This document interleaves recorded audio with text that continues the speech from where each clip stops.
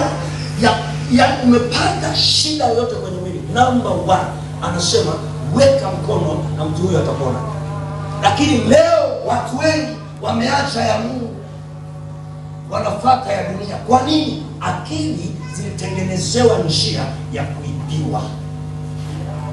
Zilipotengenezewa njia ya kuibiwa, zilienda, na ndio maana ukapandikiziwa akili bandia ambazo hazikupeleki kwenye uzima. Naongea na watu walio hapa. Naongea na watu walio hapa. Amen. Haleluya. Amen. Haleluya. Amen. Leo hii kijana utakuta amekaa abudu Mungu, afanye ibada. Haleluya.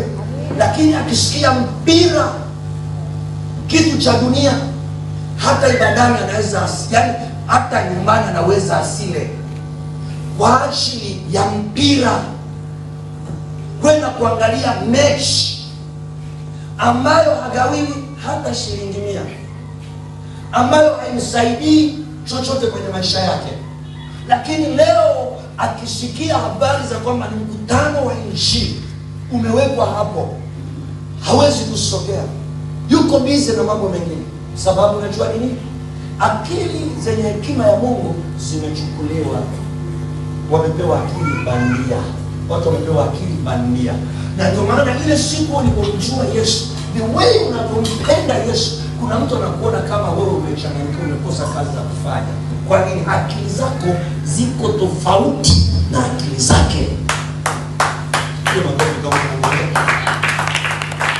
Wote ambao wanaabudu Yesu alisema hivi, alisema ni kama unavyoona upepo unatoka mashariki unakwenda magharibi, lakini hujui ulikotoka wala unakokwenda.